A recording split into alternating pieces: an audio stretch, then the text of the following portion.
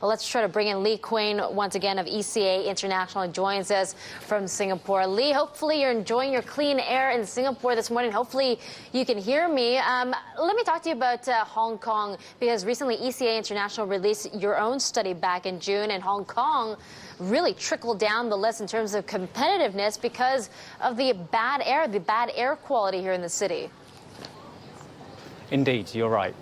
When we look at our ratings of quality of living, air quality is one of those factors. And you're right, Hong Kong's fall down our ranking was largely due to its poor air quality. If you look at the comparison, for example, between first place ranked Singapore and Hong Kong, most indicators of quality of living, infrastructure, crime rates, etc., they score relatively well.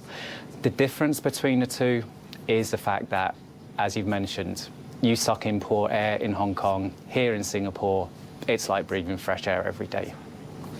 Oh, well, aren't you lucky? That's a nice sentiment for our viewers across the city today here in Hong Kong. Lee, we're headed for the worst third quarter on record in terms of air quality. What does that mean to try to get expats to work and live in this city? Does that mean there's a hardship sort of fee that you have to pay if you're a company trying to convince people to live here in Hong Kong for your company? Well, it's not necessarily a hardship location. I mean, you can't really necessarily put Hong Kong on the same sort of level as places like Bangladesh, India, Pakistan, etc. But clearly there is an issue with regards to Hong Kong's competitiveness.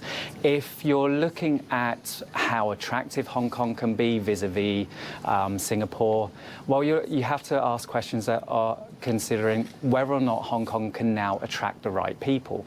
Obviously, you look around the streets in Hong Kong, it has no problems attracting foreigners. You have a large expatriate population like you do in Singapore. The issue is Hong Kong attracting the right expatriate?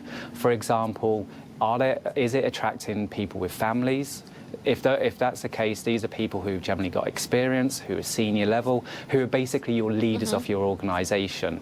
That's what we kind of get in Singapore. On the other hand, what do we get in Hong Kong? Do we get this same level of seniority, or are we getting relatively young, relatively inexperienced expatriates who are they adding as much value to businesses in Hong Kong as they would be in Singapore? So although it remains attractive, is it attracting the right people? Okay, Lee, nice talking to you today. Thank you for that. Enjoy your Singapore air. That's Lee Quane, the Regional Director of ECA International.